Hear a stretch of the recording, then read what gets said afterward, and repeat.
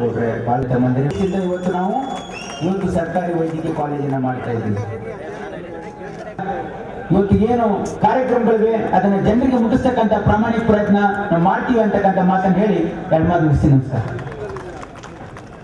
ಇದ್ದಾರೆ ನಮ್ಮೂರಿಗೆ ಸಚಿವರಿಗೆ ಗೌರವ ಕೆಆರ್ ಶಾಸಕರಾದಂತ ನಾರಾಯಣಗೌಡರವರೇ, ವಿಶೇಷವಾಗಿ ಇವತ್ತು ನಿಮ್ಮೆಲ್ಲರ ಒಂದು ಕೇಂದ್ರ ಬಿಂದುವಾಗಿರ್ತಕ್ಕಂಥ ಮಾನ್ಯ ವಿಧಾನಸಭಾ ಸದಸ್ಯರಂತ ಗೋಪಾಲ್ ಸ್ವಾಮಿ ಅವರೇ ಮತ್ತು ಜ್ಞಾಪಿಸಬೇಕಾಗ್ತದೆ.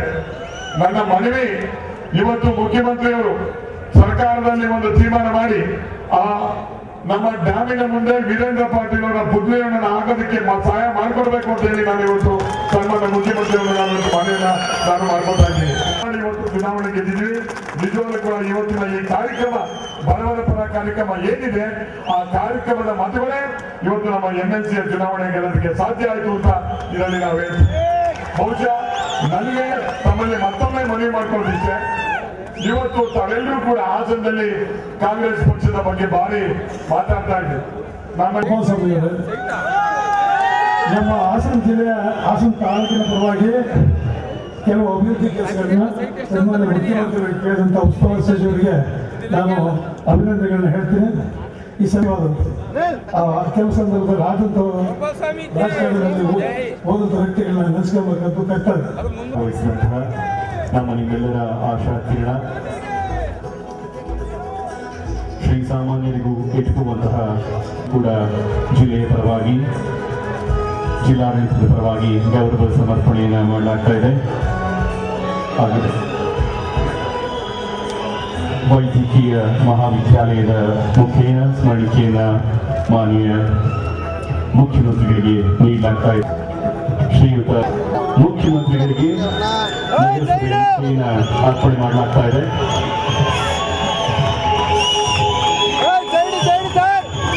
ವೈದ್ಯಕೀಯ ಮಹಾವಿದ್ಯಾಲಯ ಜಿಲ್ಲಾಡಳಿತದ ಮುಖೇನ ನಗರಾಭಿವೃದ್ಧಿ ಪ್ರಾಧಿಕಾರ,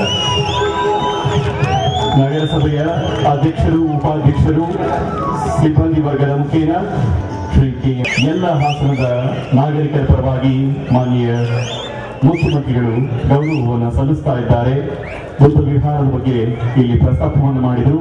ಬುದ್ಧನನ್ನೇ ಅವರಿಗೆ ನೆನಪಿನ ಕಾಣಿಕೆಯನ್ನಾಗಿ ನೀಡ್ತಾ ಇದ್ದಾರೆ. ಬಹಳ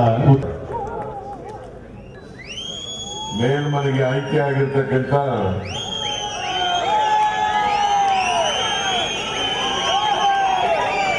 ಶ್ರೀ ಗೋಪಾಲ್ ಸ್ವಾಮಿ ಅವರೇ,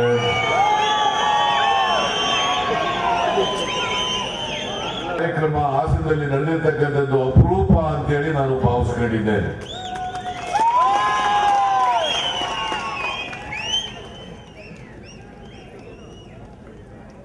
ಈಗಾಗಲೇ ಸಂಬಂಧಪಟ್ಟಂತ ಎಲ್ಲ ಮಂತ್ರಿಗಳು ಕೂಡ ಮಾತನಾಡಿದ್ದಾರೆ.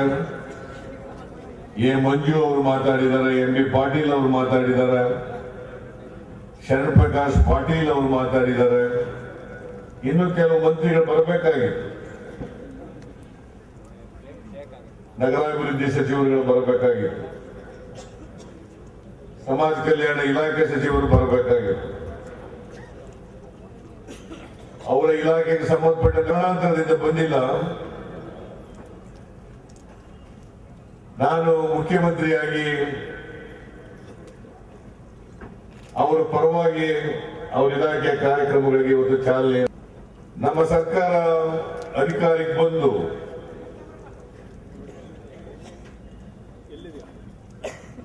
ಎರಡು ವರ್ಷ 7 ತಿಂಗಳುಗಳಾಗಿದೆ, 8 ತಿಂಗಳಾಗಿದೆ. ನುಡಿದಂತೆ ನಡೀತಕ್ಕಂಥ ಪ್ರಾಮಾಣಿಕವಾದಂತ ಪ್ರಯತ್ನವನ್ನ ಮಾಡಿದ್ದೇವೆ ಅಂತಕ್ಕಂಥ ಮಾತುಗಳನ್ನು ತಮಗೆ ತಿಳಿಸಲಿಕ್ಕೆ ಬಯಸ್ತಾ ಇದ್ದೇನೆ. ಡಾಕ್ಟರ್ ಪರಮೇಶ್ವರ್ ಅವರು ಇದ್ದಾರೆ, ನಮ್ಮ KPCC ಅಧ್ಯಕ್ಷರು.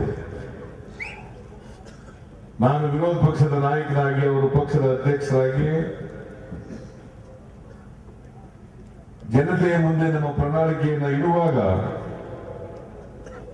ನಾವು ಮಾತು ಕೊಟ್ಟಿದ್ದ ಜನರಿಗೆ. ಈ ಪ್ರಣಾಳಿಕೆ ನಮಗೆ ಬೈಬಲ್ ಇದ್ದಾಗೆ.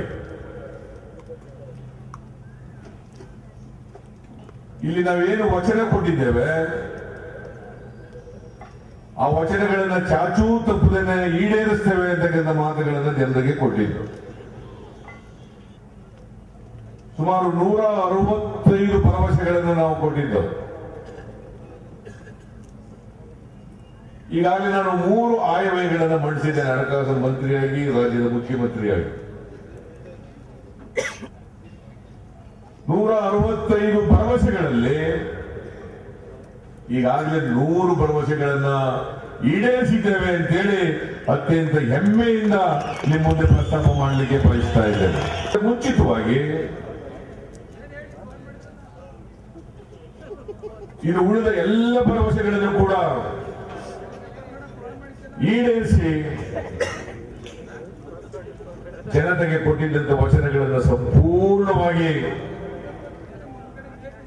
ನಾವು ಮಾತು ಕೊಟ್ಟಂತೆ ನಡ್ಕೊಂಡಿದ್ದೇವೆ ಅಂತಕ್ಕಂಥ ವಿಚಾರದಿಂದ ಜನರ ಮುಂದೆ ಹೋಗ್ತಕ್ಕಂಥ ಪ್ರಯತ್ನವನ್ನ ಮಾಡುತ್ತೇವೆ.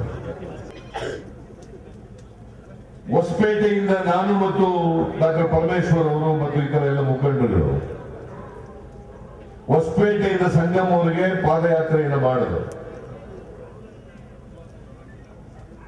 ಸಂಗಮದಲ್ಲಿ ಸಮಾರೋಪ ಸಭೆ ಆಯಿತು. ಆ ಸಮಾರೋಪ ಸಭೆಯಲ್ಲಿ ನಾನು ಘೋಷಣೆ ಮಾಡಿದ್ದೆ, ಜನ ನಮಗೆ ಆಶೀರ್ವಾದ ಮಾಡಿ ಅಧಿಕಾರವನ್ನು ಕೊಟ್ಟರೆ ಇವತ್ತು ರಾಜ್ಯದಲ್ಲಿ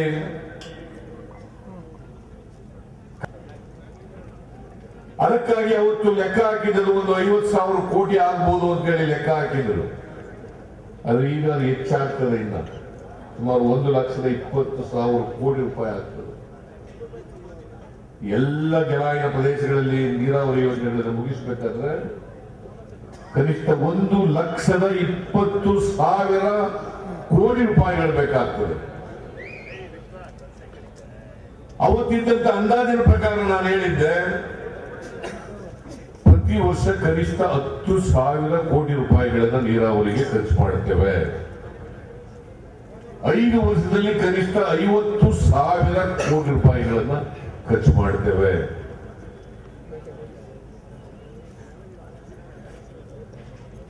ಅದರಂತೆ ಈ 3 ವರ್ಷಗಳಲ್ಲಿ ಸುಮಾರು 33,000 ಕೋಟಿ ರೂಪಾಯಿಗಳನ್ನ ಬಜೆಟ್ ನಲ್ಲಿ ನಾನು ಒದಗಿಸಿದ್ದೇನೆ. ಕಾವೇರಿ ಜಲಾನಯನ ಪ್ರದೇಶ 1ರಲ್ಲಿದೆ. 7,345 ನಮ್ಮ ಸರ್ಕಾರಕ್ಕೆ ಇರಬೇಕು, ನಮ್ಮ ಮೇಲೆ ಇರಬೇಕು ಅಂತ ಕೇಳ್ಕೊಂಡು ನೀವೆಲ್ಲರಿಗೂ ನಮಸ್ಕಾರ ಮಾಡಿದ ಮಾತು ಮುಗಿಸ್ತೇನೆ. ಜೈ ಹಿಂದ್, ಜೈ ಸಾಮಾಜಿಕ ಭದ್ರತೆ ಸಮಾಜದ ಮಹಾನಗರ ನಗರಸಭೆ ವತಿಯಿಂದ ಮಾನನೀಯ ಎಲ್ಲ ಅತಿಥಿಗಳಿಗೆ ಗೌರವವನ್ನು ಸಲ್ಲಿಸಲಾಗ್ತಾ ಇದೆ. ದಯಮಾಡಿ 1 ನಿಮಿಷ ಎಲ್ಲರೂ ಇರಬೇಕು ಅಂತ ಕೇಳ್ಕೊಳ್ತಾ ಇದ್ದೇನೆ.